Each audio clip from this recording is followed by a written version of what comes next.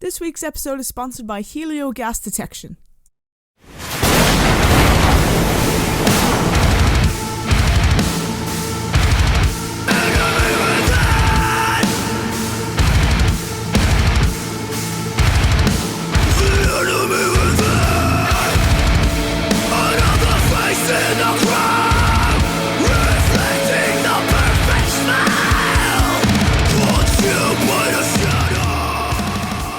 Hey everybody, this is Richie from the Metal Cell podcast. I'm delighted to welcome Hero in Error to the show.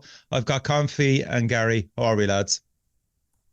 Good, man. Yeah, feeling good. Happy to have some new music out and chat about it. So yeah, isn't it great? Yeah, Jesus, I'd say there's quite a lot of people happy that you have new music out.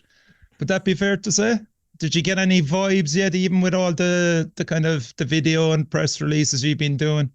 Yeah, no, it's been like kind of overwhelming as well. Like we always, like, as you know, we like to spread things out as long as possible.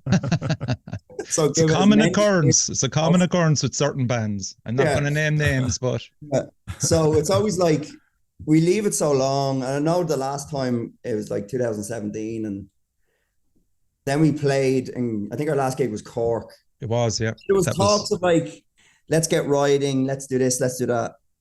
And then COVID hit, and I think everyone just kind of went like, we didn't know what was going on, what was happening. Like, how ready were you to go before COVID hit?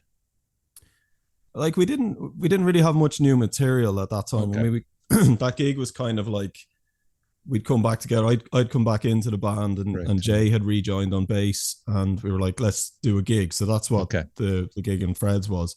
And then the plan was, right, let's get into a room and start writing again.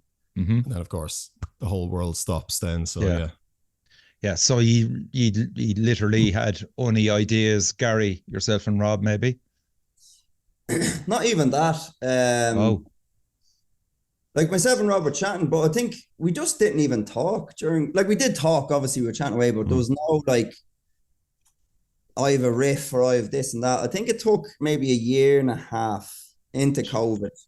Confey has a much better memory than me. But then I started chatting to Confey, just as we do, just about different bands or listening to different songs. Check this out, check that out.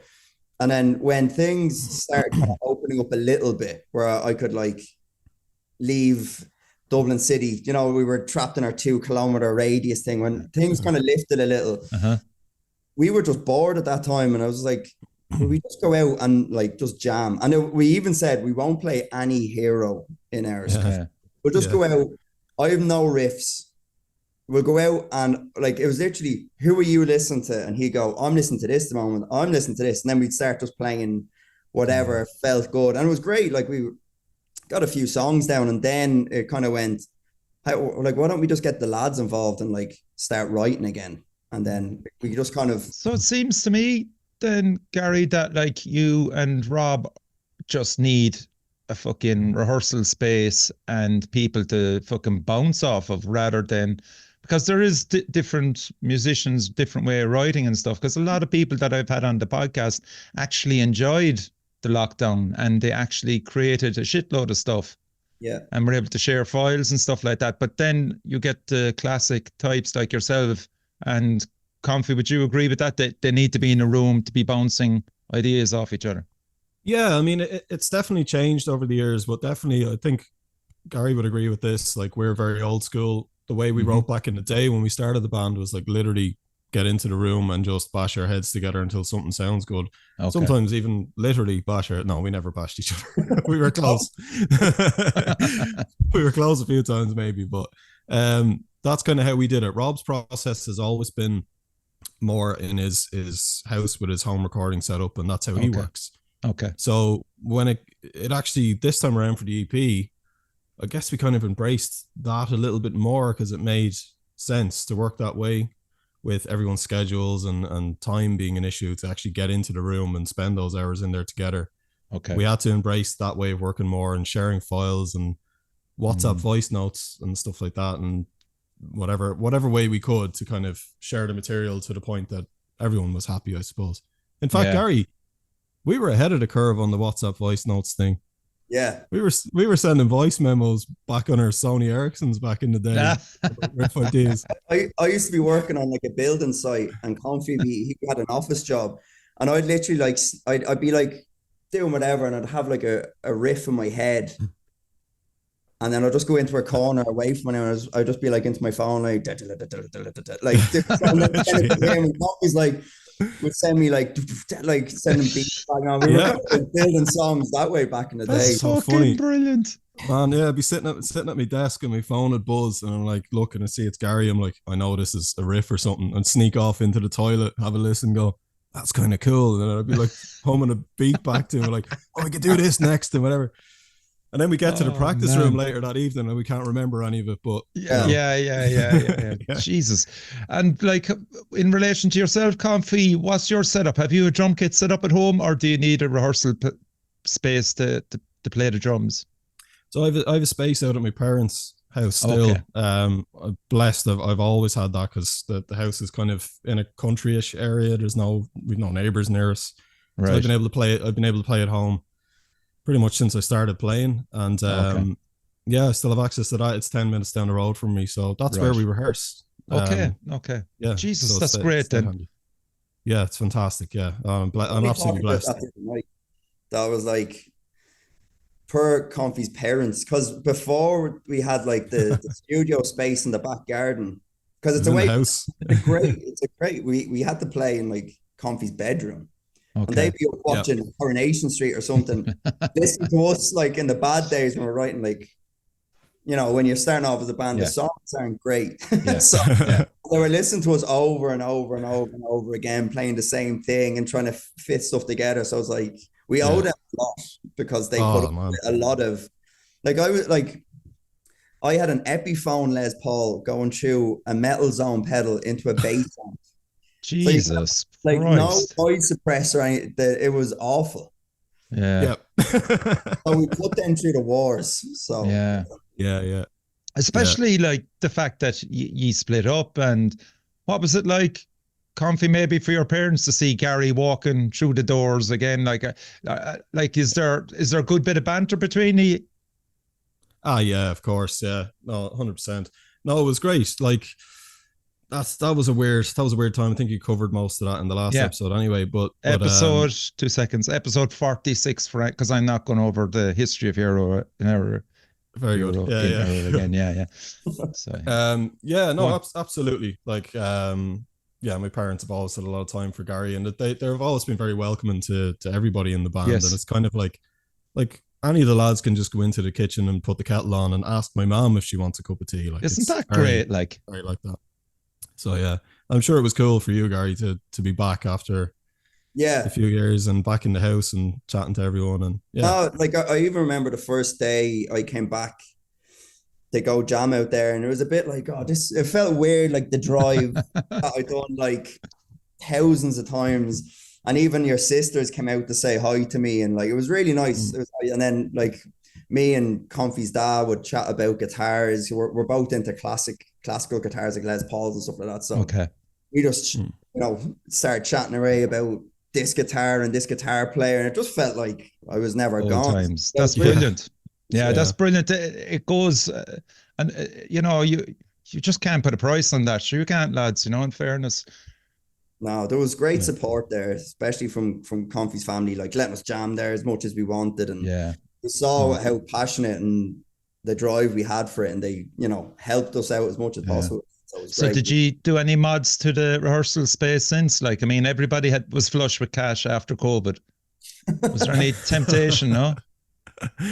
Not much. No, I mean, I bought a new kit and stuff like that, and I painted it. That was about it. But but like, I mean, back in the day, it was hilarious when we were in the house. Like, there was bunk beds in the corner and just all sorts of junk in the room, and then us squeezing in writing with. So it's a little bit nicer now. But it's great. It's great to have. Okay, so let's talk about the EP. I think he caught everybody by surprise by announcing the single, and it was a really welcome addition to what's out there at the moment. I'm sure as musicians yourselves, you were probably keeping an eye on the scene and what what bands were taking center spot, we'll say, in the Irish metal scene. You know, I can't go any further without mentioning Levain, for example. Bands like that have shot through Survivalists. I mean, I could go on, like, but what about it from your own point of view, lads? We just sitting back and waiting for the right moment, or when was the right moment? Yeah, we haven't really thought about it, to be honest. It was very, very, very organic how it all happened, and it is. We just were like, all right, we have some songs ready, let's go record them and just put them out. We weren't really thinking of any when is the right time to put it out or anything like that, because like cool. it's very much. I mean, I feel like, I'm sure you'd agree with this, Gary. I feel like from day one, that was kind of how we approached it anyway. The band was like for us, you know, we make ourselves happy. And obviously we were really going for it back in the day and we wanted to make it a thing. I feel like we've doubled down on that now though. Like it's purely just for the love of making tunes together and hanging out as mates as well. Yeah. That's a big part of it, that we're all friends no matter what. And we'll be friends when the band is no more. And that's kind of the main thing. Am I right with that, Gary? I'm on the right track there. I think it was because we were like, myself, as I said earlier, myself and Confey were jamming, and we're like, let's get the lads involved. And we like, you know, with the lineup that we have and Kaan and stuff like that, was like, we should be playing. And I think COVID was an eye opener as well. It's like not being able to see your friends for such a period of time. And then with the band, we were like, it gives us a chance to hang out more than anything. Like we get to meet up, we get to jam.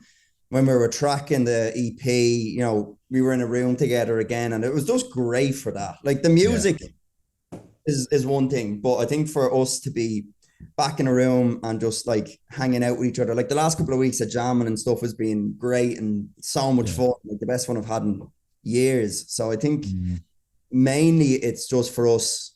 Because like everyone has their own lives now, like there's kids and everyone's work. Of course.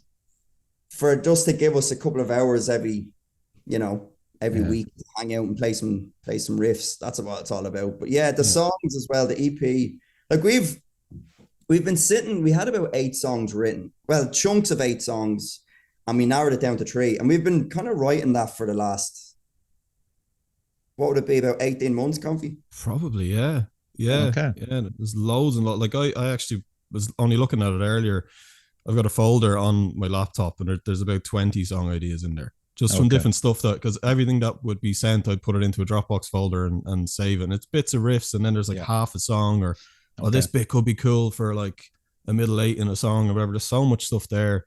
But the 3 that made the EP like definitely stood out from all the ideas. There's definitely stuff we could revisit there. For sure. There definitely will be stuff, because I was listening back on, that's really good. But I think we went down the route of doing 3 songs. We even talked about doing an album or like album. And then I was like, well, we haven't done anything in so long. Like, that's actually a good call. Just and like get the band back together. Dip the toe in the water, see what's out there. You know. Yeah, for sure. And like me personally as well, I've always like kept my ear to the ground with the Irish metal scene and seeing what bands are doing, and it's a very exciting time. Yeah, absolutely is. Yeah, it's a really strong scene at the moment. Like you rhymed off a couple of bands there a minute ago who are absolutely killing it, and like obviously there's Worn Out are good mates as well. It's really, really healthy scene. I was out of it personally for a couple of years, but to kind of come back in and see the position it's in, it's really cool. Yeah, it is, man. It's very strong. Is Kaan over in London the whole time, correct? He's in England. Well, we recorded it. I don't know if this was in your notes to ask, but we recorded it kind of weirdly and something we'd never done before. So it was kind of nerve-wracking, but I think it paid off in the end. So obviously Kaan, like going to Justin was a goal for us to go over and do it. And then logistically wise, we were like, as I said, we're all working, we all have different lives going on. I was like, well, what's the easiest way for us to track? So Confey tracked first, and then Kaan tracked while Confey was tracking. Like, hold on. It was one day at Confey, and then we had like the bass guitar tracks down, and Kaan recorded to them. So then we got them back, and then myself, Rob and Jay tracked in Rob's bedroom. Okay. over the course of a few weeks. So, but yeah, Kaan done everything in the UK. Okay. Yeah. So you would have fucking loved to be sitting around in a studio for a week over with Justin, obviously. Can you imagine the damage you do? Like, look, from past experiences, it gets, we've had some good times. We've definitely had some stories to tell. Does it surprise you that the likes of Justin is still doing it professionally, and we'll say Aidan Cunningham as well? I know they're absolutely masters at their craft, but it does give you a kind of a real joy to see them still doing what they love doing and getting paid for it. Like, yeah, like those lads are absolute legends. Like the fact that we got to work with Justin back in the day was huge for me and Confey. Like the first EP before High Points, we were just like obsessed with Sikth. Yeah. Even we after we recorded, we done a demo with Aidan as well when it was in his mom's sitting room. What year was that? Like 2008 or that was the end of 2009. Yeah, he was still with Murdoch at that stage, was he? Then? Yeah. Oh yeah, Murdoch were really, we were gigging together all the time back then. Yeah, that was a really cool time. Sorry, Confo. Well, I was probably just going to say the same thing. No, I'm just saying, like, the fact you brought those two lads up, it's like we've had, like, the fact that we got to record with Ado back in the day to do a demo, and then we've been recording with Justin ever since, and then Ado actually recorded Confey's drums this time. Yeah. So it's great that's gone first full circle with that. I never thought about it that way, actually. Yeah, that's cool. Yeah, it's kind of come back around. And to know what's funny as well, you know, about full circle, there's certain members of certain bands that you were playing with are still in bands, okay? So the obvious one would be The Scratch.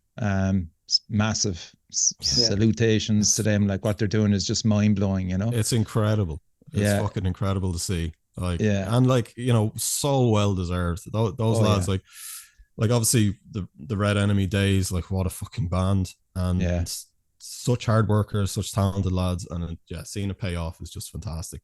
Because they were ready to go again in 2019 and COVID hit, because they had that tour with the Dropkicks ready to go.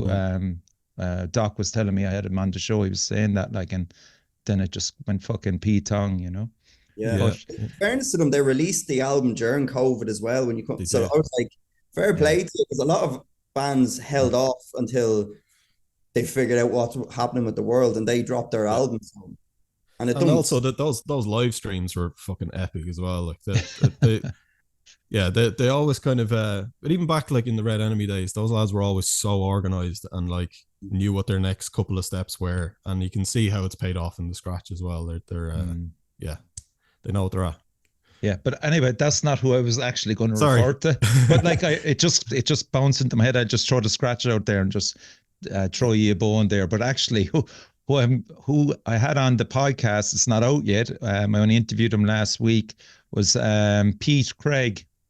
Oh yeah, Death of a Salesman. Death of a Salesman. Yeah. Yes. What are your memories of them? Because you played a few gigs with them.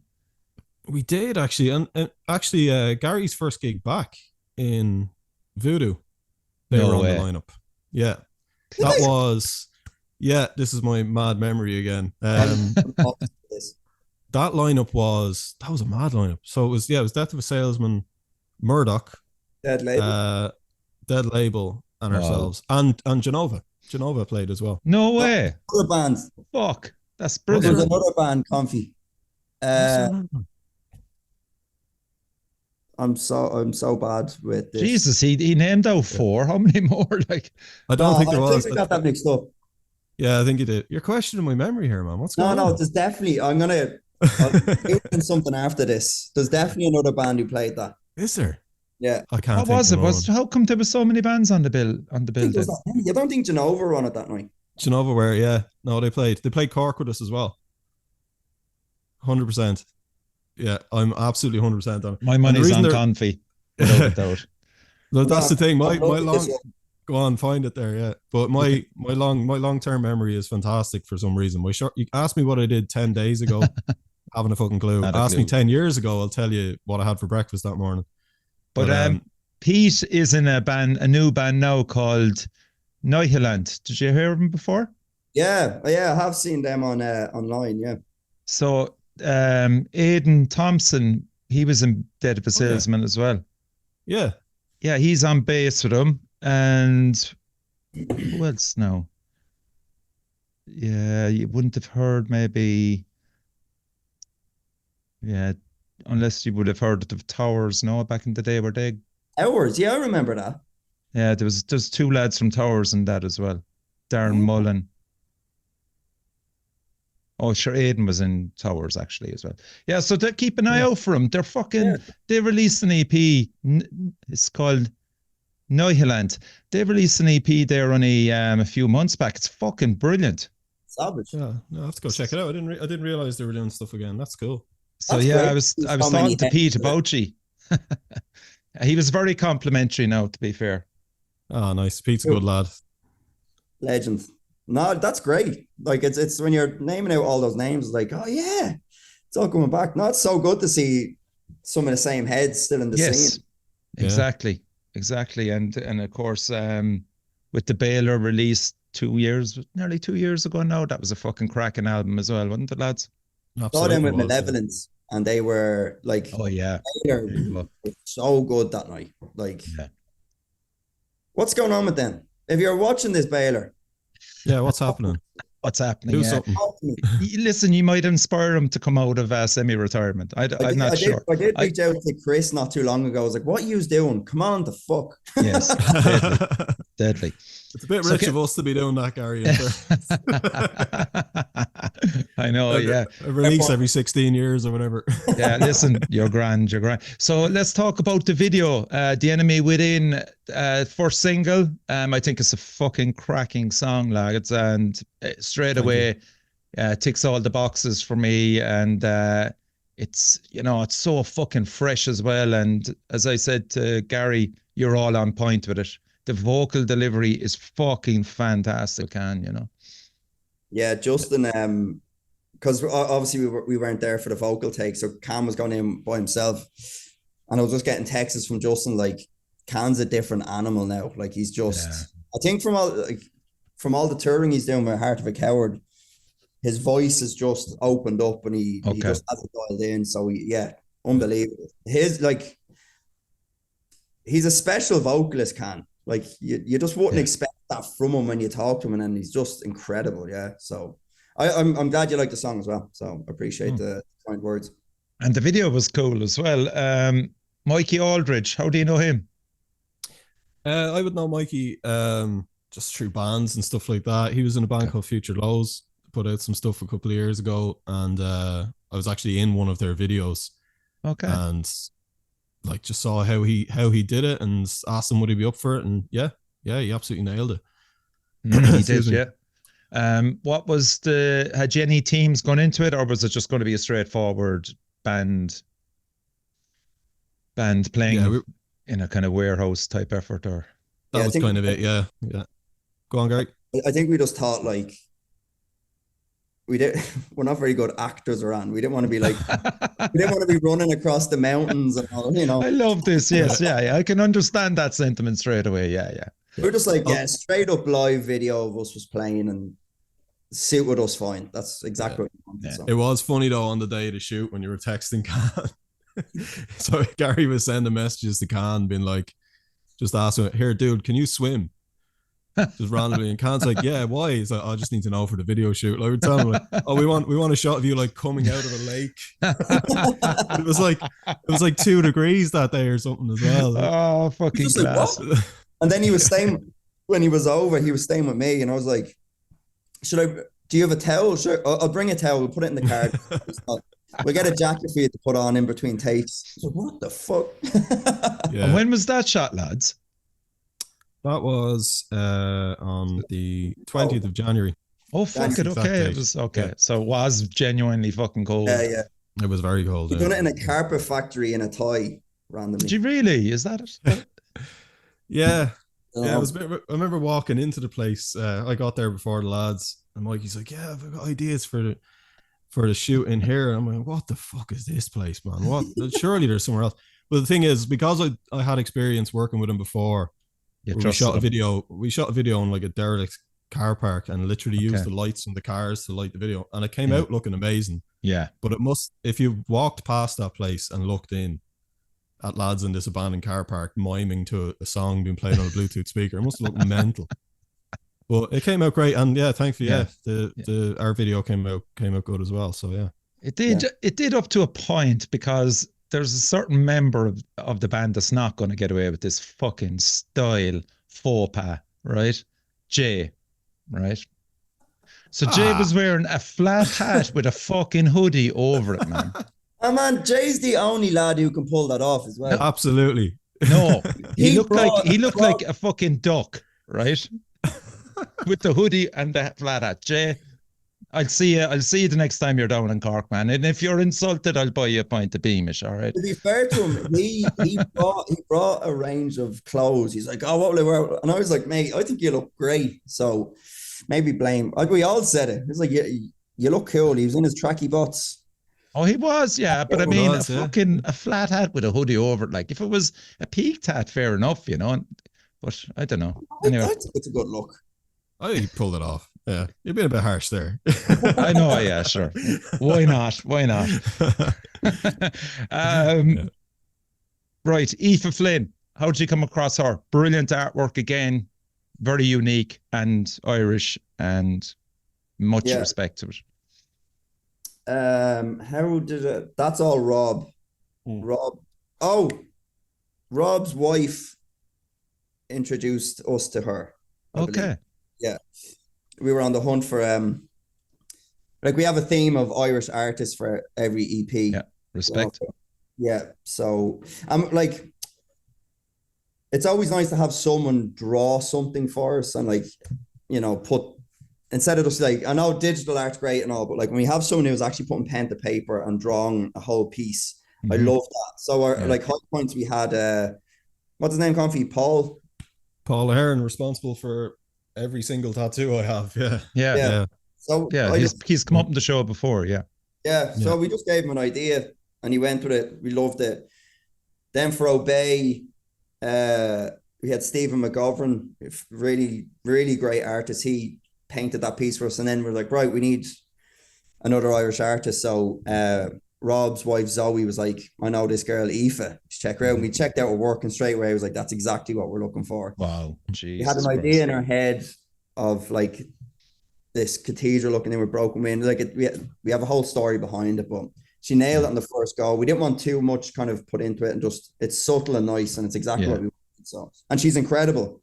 She put like a whole kind of pack together for us, and everything she sent over, we're like, that's class. And so good to work with as well. So if there's any other bands out there looking for an artist, I'd highly recommend her. Super easy to work with and super quick as well. She was really quick. And that's the other thing I say, is that she sent over like, here's your designs for if you want to do merch, or here's the artwork, and all the files were there in folders. Fucking they were all in the right format, and it was just, here you go, done. There was no chasing or anything. So Jesus, that's brilliant. Yeah. Okay. So I'm going to play the current single and current video, Enemy Within.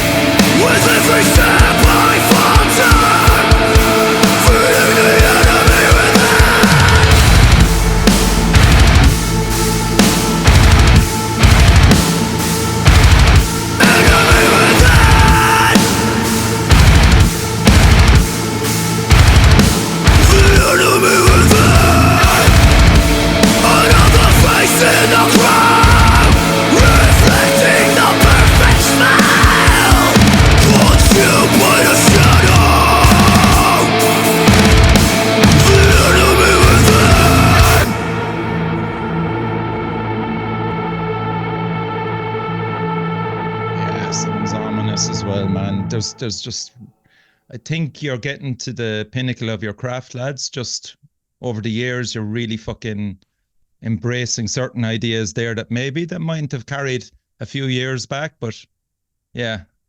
Yeah, I appreciate that. Yeah, we've definitely we talked about the sound a lot, and kind of for myself and Rob, like a lot of the stuff on High Points and Obey is very kind of not shreddy but fast playing.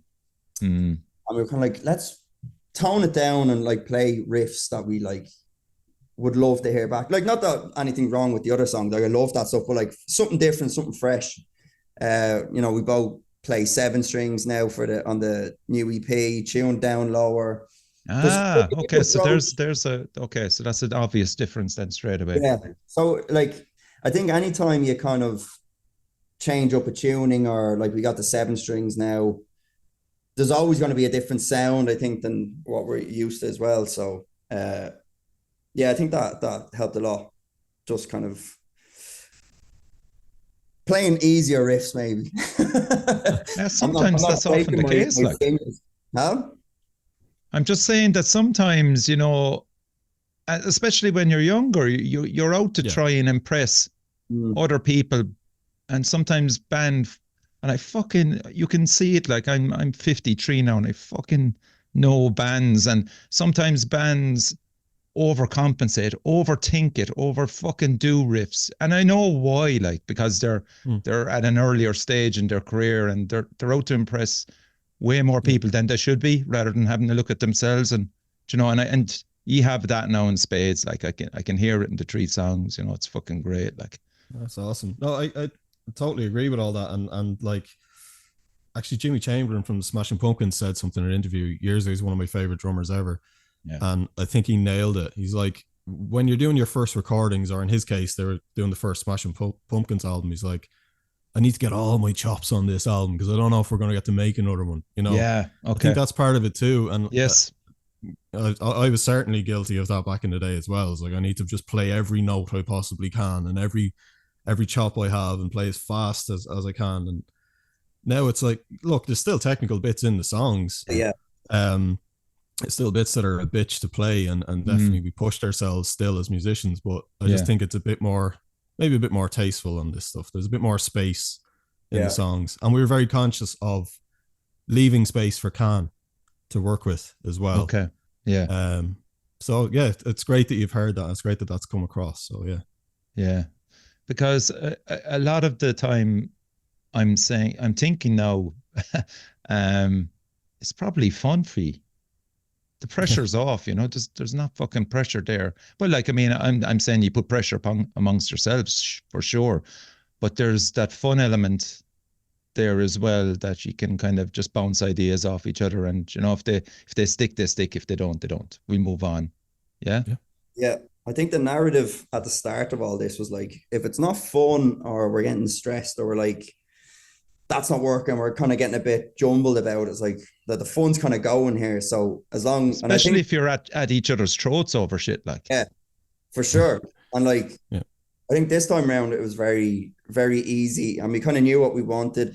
Don't get me wrong, there was points where we were like getting well ahead of ourselves with like playing all these riffs, and it was like, me and Confey had a thing where we got into a bit of an argument years ago, where it was like me doing this crazy thing and he was doing this fill, and I was like, your fill's not working over my guitar thing, and he's like, your guitar thing's not working over, and it was like, all right, does it help the song? No. All right, well, scrap it. So it's like, if it doesn't benefit the song, don't put it in. We really kind of focus on that now. Is like, right, let's just play songs that we really want to play. And I think there's a bit of maturity in these new songs as well, where 100%, man. Yeah, just wanted to play what we wanted. Didn't feel like we needed to show off, or this is what we do. It's like, these are songs that we're happy with and we're happy to play, and we enjoy playing as well. So another aspect of it as well, when I listen to the 3 songs, is those 3 songs will be powerful in a live setting.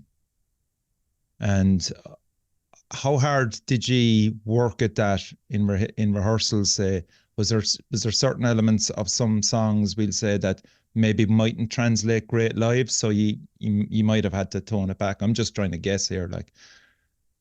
Or the newer songs? Yeah, for the 3 new songs, yeah. Well, the great thing is we're approaching the live show in with a different setup now. So like the little bits of synth and stuff like that you hear in the background, they will be played. They'll be playing live. So I mean, they've sounded great in rehearsals. They've. We won't know until we play them on stage, of course. Like how they're going to come across at a gig. But like, I'm really excited to play the new songs live. I think they're going to come across great. So yeah, Gary, would you agree there? Yeah, 100%. I didn't like it when you said that. I was like, I never thought. Which usually I do. I never went. Oh, I wonder will this be like how this will sound live. That didn't really come across my mind. I was just more thinking of, is this a good song or not? And kind of looking at the smaller bits in the song. Should that be there? Should we put something in here? Should be over that? So now I'm thinking, yeah, actually, I think they're going to class live. And maybe like last week when we were jamming, we just went over like the new songs, a few of the older ones, and I was like, actually, they feel good to play. Yeah, they do. I hope that comes off the stage as well, and people enjoy hearing it. So I'm glad you said. I think as well. Sorry, just to expand on that. Like, I think you kind of touched on something there, Gary, that is also kind of the vibe of what we're doing. In that we were so focused on just doing the songs this time, or like if we're at a rehearsal, we're just doing the rehearsal. Like and we're enjoying all of the elements of it. Whereas I feel like back in the day, we were always 10 steps ahead of ourselves in our minds all the time. Like, and you know, to the point for myself, even where there's certain things that I maybe should have enjoyed a lot more where I didn't. Like, we might play a great show, and particularly in Cork was always incredible. We wouldn't even be out of Cork City and I'd be thinking about the next one. Like, whereas this time we're really like, what are we doing right now? And let's just do that. And then when we get to the live show, we'll do that. And that's been really nice as well. So it's called maturity, Confey. That's what it is it? It's this secret thing that people don't recognize, and it's in front of their fucking nose. But you have to get to a certain age and then go, what the fuck, man? Why am I getting so fucking stressed out of all this shit when I'm in the now and I'm fucking writing music, playing music, and with my 100%. Mates? You know what I mean? Yeah. Absolutely, man. Absolutely. And we've such a newfound appreciation. I think. I know I certainly do. Yeah. I think probably the COVID times probably helped with that as well. Might have actually, yes. Yeah. It affected people in different ways for sure. Am I right in saying this is the first recording that Rob and Confey have played together in? Yeah. Huh? Yeah, it's mad. Yeah. It's nice incredible. Stat there.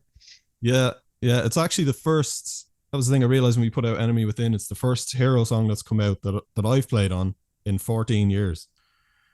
Wow. Which is crazy. Yeah. That's bizarre. There's a few little weird ones.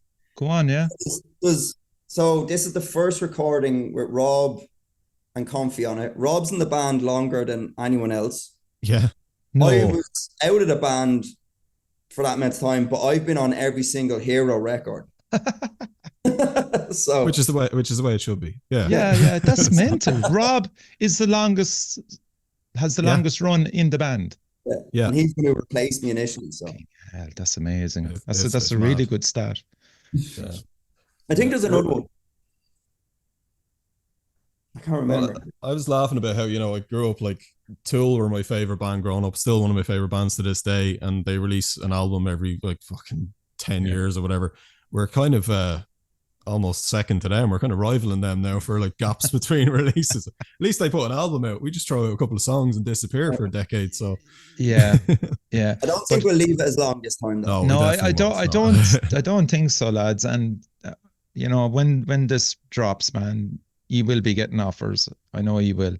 And again, it's down to you then to decide how much do you want it. I mean, obviously, we all work in jobs, we all have family, we all have things to do, but what would be the one gig that you would say travel to? Okay, I'm gonna say fucking Germany to play. Like to support a band? Yes, name a band that would drag your asses over to Germany for. Now, and okay, we're not going to fucking name Rammstein or something like that, but Architects or someone. I think for maybe Mastodon. I know we played it. But I think I was, I was like, why is Gary even thinking right now? It's obviously Mastodon.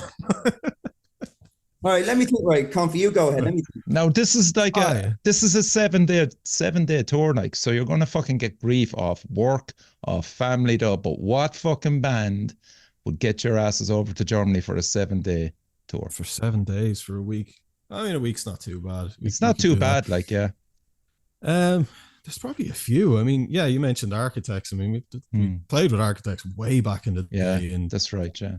In Crushkin Lawn to about 12 people, but it'd be nice to do a bigger gig with them. For like, if Sikth were doing shows, I'd love to play with Sikth. There you go. Okay, fair enough. Justin, just letting you know.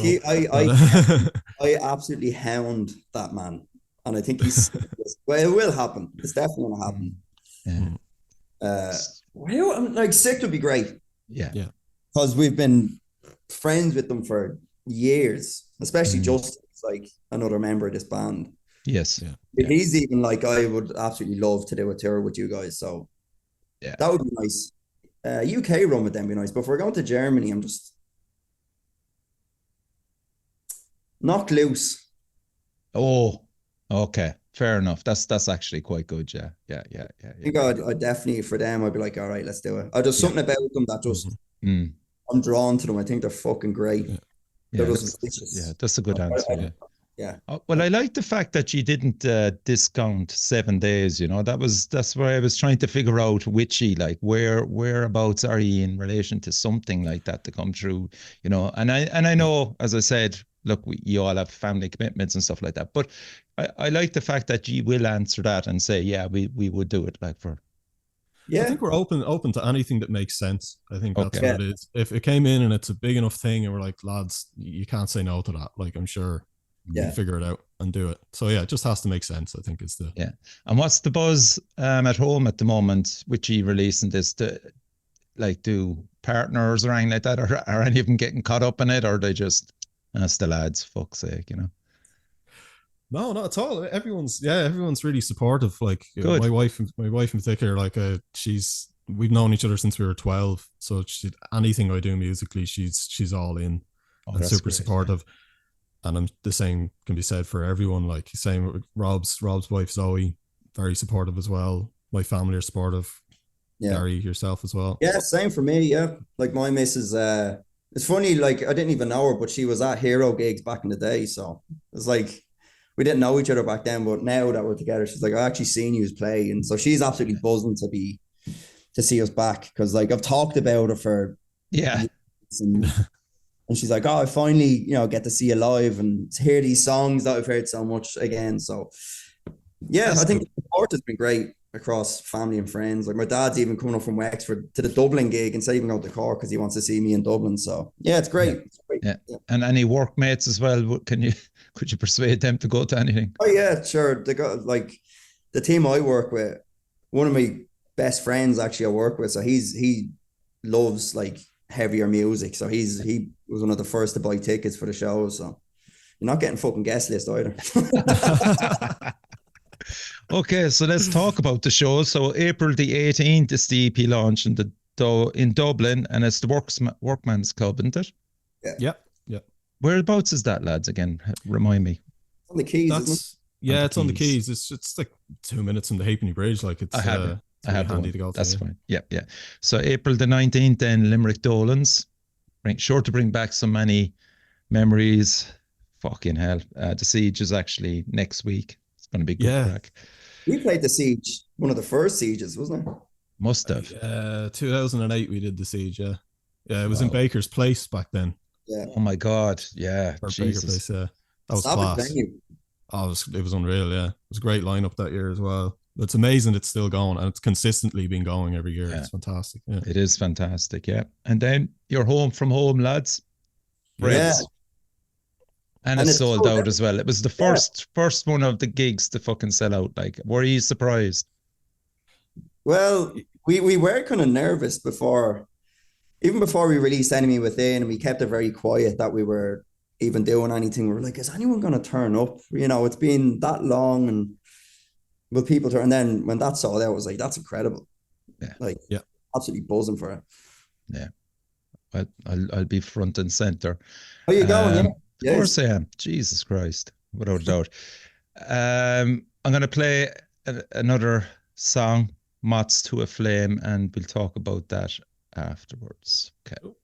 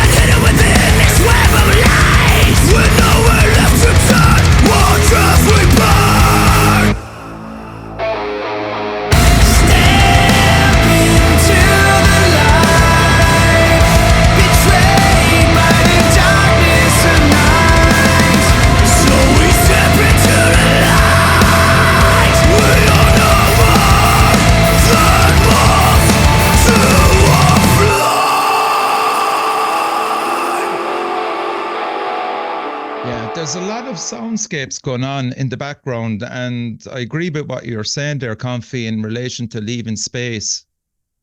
I think it's obvious in that song more so than the other ones. Yeah, I guess, yeah. And Kaan just came in and absolutely killed it with that melody on the chorus. Absolutely, yeah. Yeah, so it was definitely something we were conscious of. That song, I think, started with that main riff. That's a Gary Regan special if you've ever heard one. Just that big groovy riff up around the 12th fret, and I love that. And actually the part where you fade it out is actually my favorite part of the song, where it gets kind of people will have to fucking buy it. That's why, Confey. There's a reason. Exactly, yeah. But no, I love that section because it's got kind of a spacey guitar thing going on. Kaan comes in with a vocal, and yes, I feel like that whole section into that outro kind of showcases all the elements of what the band is, and everyone kind of gets their part to shine in it. I fucking love that. I can't wait till that comes out. Yeah. I love it anyway. If everyone else does, great. I fucking love that song. Yeah, same. How busy are you going to be, Confey, with those effects? With which, sorry? How busy are you going to be with those? Are you going to be in control of the synths and stuff in the background, or is there another band member going to be? It's probably going to be me. I think I've been nominated to do that. It makes sense for the drummer to be kind of triggering things. So they're on track. And that'll be because I remember in Cork watching you as well. You were triggering shit back then as well. Whatever limited amount you were doing, you were still doing it. Yeah, we weren't. We've never triggered any backing or anything like that. No. I would have been triggering little those booms. Yeah, the sub drops. You gotta have the sub drops. But then like that part and like the song "Trees That Mourn Their Leaves" is kind of an electronic beat, and I had to kind of recreate that. Yeah. So we were always doing bits and pieces like that, but it's nice to have it like as an element of the sound now, and it's going to be part of the live show. So yeah, I'm excited about it. Fucking right, man. So that's it, lads. Anything else you want to add? It's coming out on April the 5th. It's a digital release only, but there will be merch behind it for sale. Yeah?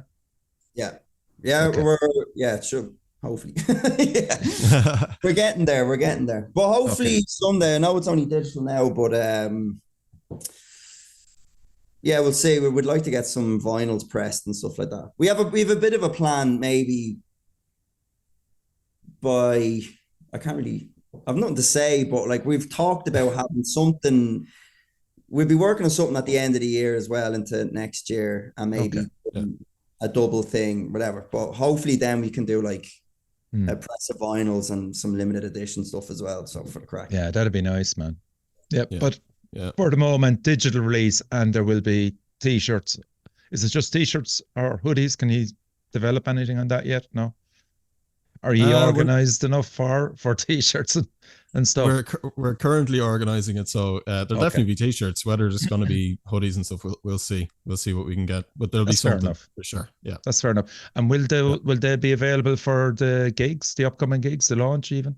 That's the plan. Yeah, that's the plan. Brilliant. Yeah, we have boxes of high points and new lows, so we'll just get them as well. Still trying to get rid of them. Fucking a decade and a half later. Yeah, bring them down to Cork, Gary. You know the crack. There's one for everyone in the audience. Yes, there you go. You can have. It's always with the fucking gay burn fucking antidote. You did it in the last one as well. Believe you me. You did, yeah. So listen, Confey and Gary, thanks a million for coming on the show, lads. I'm fucking just buzzing over this new release. It's just going to be incredible. And as I said, the live show is where it's going to fucking really be at. And so people don't miss them. There's still a few tickets left for the Dublin one and Limerick one. Cork is sold out, correct? Yeah, I think there's only 20 tickets left for Dublin now, so yeah, that'll sell out. Hopefully, and then tickets for Limerick. But yeah, it's going to be good. We're excited. I know every band says this is, these are going to be the best shows we ever did, but we certainly feel like we're the strongest we've ever been with this lineup. Yeah, and with the way we're approaching the live show now, and we're having the most fun we've ever had. So yeah, that's the key. Yeah. That is the fucking key. Shout out also to Rob, Kaan, and Jay. And don't get offended with your duck outfit, Jay. And Richie. Yeah. Just I done an interview there about a week or two ago, and they asked, one of the questions was, from like back in the day to now, do you feel there's more support for heavy bands and alternative bands? And I was like, yeah. And the likes of like this podcast for local support for metal bands and stuff is fucking awesome. So big shout out to you. So it's awesome what you're doing. You get some great bands on. I'm opened up to new bands from listening to your podcast. So the likes of you are really pushing the scene and doing great things for Irish music. So kudos to you, my man. Cheers. Much appreciated. Yeah, and there's a few others as well there. Adrian Williams from the Depths as well. There's a few of us, Burning Metal. There's a few of us out there, campaigning the whole time free, and other bands that are coming through. And let's not forget the old guard, because we have the old guard here tonight, and that's Gary and Confey of Hero and Error. Thanks, lads, and crucially, support your local metal scene. Cheers, man.